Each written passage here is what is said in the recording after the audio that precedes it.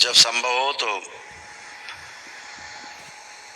अपनी प्रगति के लिए, स्वयं की प्रगति के लिए, जिसलिए मनुष्य शरीर का जन्म लिया, इन 84 लाख योनियों से जन्म मरण के बंधन से छूटने के लिए बाबा से दीक्षा लेकर के किसी भी पूर्णिमा में अपने को आगे बढ़ा सकते हैं। दूसरा, संकल्प के लिए इसलिए बार बार आपको बोला जाता है प्रार्थना के लिए कि अगर आप ये सोचते हो कि अब हवन अनुष्ठान कर लिए तो सब भगवान की ड्यूटी है, वो जो सब करेंगे, ऐसा होता नहीं। जैसे आप धन कमा लें, धन कमा के घर में रख लें, तिजोरी में रख लें, चाहे बैंक में रखें, चाहे जेब में रखा हो, आप सोचे अपने आप घर में दाल आटा सब आ जाएगा, अपने आप गाड़ी आ जाएगी, अपने आप मकान बन जाएगा, ऐसा होता नहीं।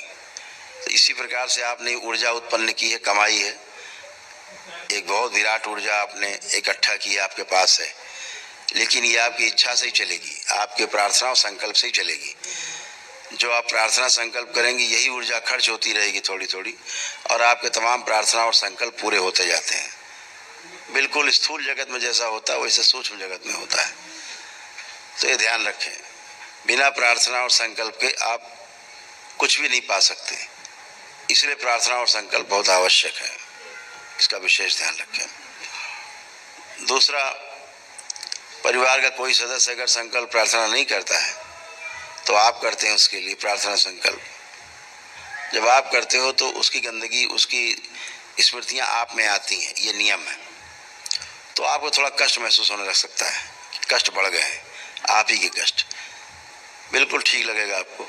लेकिन सब प्रार्थना कर लेने के बाद परिवार के सदस्यों के लिए अंत में एक संकल्प जरूर करें कि बाबा हमने जिस परिवार के सदस्य के लिए भी संकल्प किया उसकी स्मृतियां गंदी, नकारात्मक और उसके रोग मुझ में ट्रांसफर हो गए, यह स्मृति भी नष्ट कर दी जाए, तो वो कष्ट भी निकल जाएंगे आपसे भी, और फिर आपको भी कष्ट नहीं होगा, तत्क्षण निकल जाएंगे। बाबा माँ को जहाँ प्रणाम किया 3 बार ओम नमः शिवाय बोल के आँख खोला, बस सब गायब।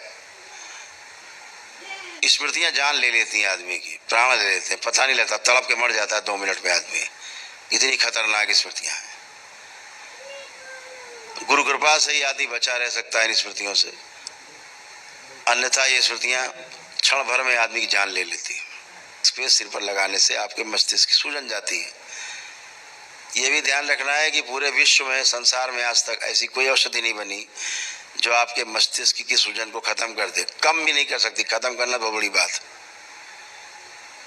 बढ़ने से नहीं रोक सकते। तो ध्यान रखें कि आप ये लेपन जरूर करें। ये सूजन प्राणलेवा होती है, बहुत जानलेवा सूजन होती है। इस सूजन के कारण आदमी को अपनी जान से कभी भी हाथ धोना पड़ सकता है। ये नकारात्मकता अंदर धीरे धीरे धीरे धीरे धीरे धीरे बढ़ती रहती है। लकवा लगना, ब्रेन स्ट्रोक लगना, दौरे पड़ना, हार्ट अटैक आने, बीमारी में आदि कोमा में चला जाता है, उसका कारण यही सूजन होती है। बुखार से लेके कैंसर, एड्स तक बनते हैं इसी सूजन के कारण, क्योंकि ये सूजन भ्रम उत्पन्न करती है मस्तिष्क और शरीर के बीच में। आपका शरीर ही आपको स्वस्थ करता है, ध्यान रखें, सबसे बड़ा डॉक्टर आपका मस्तिष्क है,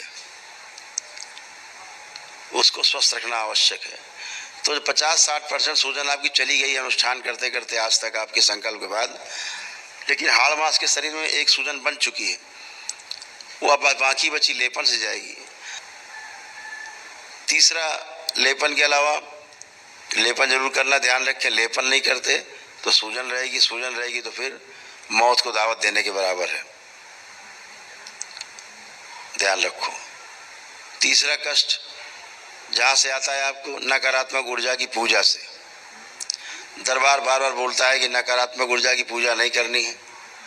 तमाम चटरी मटरी देवी बना के लोग पूजन करने लगते हैं गांव में, उनमें आप शामिल होते हैं या आपका परिवार शामिल होता है, माँ बाप, बिल्कुल नहीं जाएं। अगर मूर्तियां प्राण प्रतिष्ठित नहीं है मंदिर में, कतई पूजन पाठ मत करें। बहुत जगह पेड़ के नीचे रख दिया पत्थर, ले आए कोई मूर्ति धर दी, चालू पूजा, पूरा गांव इकट्ठा है, अपनी मौत को दावत देते हैं आप लोग। खुद ही बुला रहे हैं, शेर भेड़िए चले आओ खा जाओ हमको, ऐसे बुला रहे हैं आप। इसलिए जब मूर्ति प्राण प्रतिष्ठित होती है तो उसमें वही जीवन रहता है, उसी जीवन के प्राण रहते हैं जो वहाँ की सुरक्षा की जिम्मेदारी लेता है, वहाँ के उस स्थान की जिम्मेदारी स्वीकार करता है, वह वहाँ पर प्रतिष्ठित होता है तमाम वैदिक रीति रिवाज से। तो वहाँ पे दूसरे जीवन, गंदे जीवन नहीं आ सकते। जिनकी प्राण प्रतिष्ठा हुई है वही रहेंगे उनका अगला जन्म होने तक। तो सभी लोग कृपा करके अपने ऊपर कृपा करें, ऐसे नकारात्मक स्थानों पे कतई पूजा पाठ मत करें। घर में आपके मंदिर में तमाम गंदगी बना के रखते हो, तमाम बिछा के रखते हो, पूरी फौज बना के रखते हो, लगता है सब लोग आ जाएंगे तब आपको चारों ओर से घेर के बचा लेंगे। बचिए तमाम, किसी ने कुछ बता दिया करने लगे, किसी ने कुछ बता दिया करने लगे। अपनी बुद्धि आपकी खुली हुई है, आपको स्वयं पता है किसकी पूजा करनी किसकी नहीं करनी। 8 अंगुल से ऊंची मूर्ति हो तत्काल उसको ले जाकर गंगा जी में प्रवाहित कर दें। जिसकी प्रवाहित करें देवी देवता की मूर्ति, उसी देवी देवता की छोटी मूर्ति ला करके अपने मंदिर में रखें और पूजन करें।